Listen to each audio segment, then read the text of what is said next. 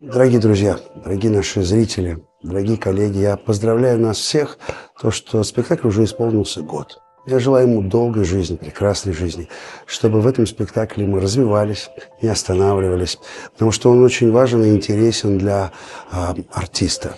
Душевно и захватывающе, так скажу, шел сам процесс репетиций. Интересно в плане объединить две только-только познакомившиеся молодые труппы театра сатиры и театра, который вошел в состав театра сатиры, театр прогресс-сцена Армена Джигарханяна. Очень важная составляющая, это, конечно же, Макс Аверин, которому суждено было исполнить роль Евгения Арбенина. И это было интересно, и мне как режиссеру работать с новой командой артистов. И также я уверен, что и артистам также было это интересно попробовать себя в каком-то новом ключе, в новом жанре, когда ты не используешь привычного языка, слова, а именно телесно пытаешься существовать в тех условиях, в тех событиях, которые прописаны Михаилом Юрьевичем Лермонтовым. Одна из давнишних мечт нашей команды постановочной была сделать «Маскарад» Лермонтова.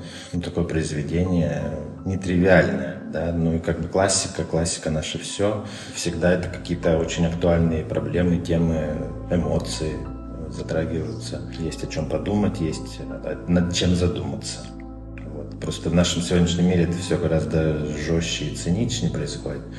А тут все равно какая-то есть эстетика, мораль, мысль, глубина переживания, эмоций. Поэтому, это мечта, мечта была сделать «Маскарад». Спектакль вышел в каком-то очень достойном качестве, и поэтому это было достойно. Даже это обезличивание всех, под такой шаблон, что мужчин, что женщин в данном спектакле, это не совсем верно, потому что тело говорит, и у каждого, даже в каких-то моментах, где они себя проявляют, есть какой-то свой характер и свой элемент, что ли, пластики, как он двигается, и ты уже из этого, не с точки зрения эмоций лица, а ты с точки зрения какого-то телесного восприятия считываешь характер персонажа. Где-то он может быть именно такая армия, которая обезличена и единая, а где-то это такие очень выпуклые, именно телесно выпуклые характеры и образы этого общества, в котором оказываются герои. Музыка, композитор Павел Акинкин, тоже мой постоянный соавтор, специально создает каждому спектаклю свой собственный уникальный саундтрек к спектаклю. Каждый раз какое-то действительно удивление, это тебя и захватывает, и будоражит, и мурашки, и есть и моменты веселья, и страха. То есть ты испытываешь от звука, от звучания, колоссальный какой-то набор эмоций. Тебя не заставляет это равнодушным, то есть и при этом это помогает безумно артистам на сцене, и точно так же помогает зрителям, то есть понять, почувствовать правильную составляющую эмоциональную переживание и так далее, и так далее.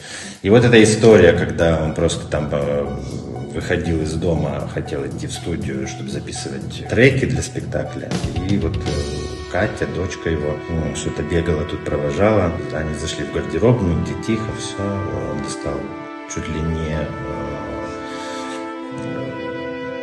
диктофон телефона. Он говорит, вспомни какую-нибудь песенку. Дал какую-то ей задачу, и она спела эту песенку с одного, так скажем, дубля.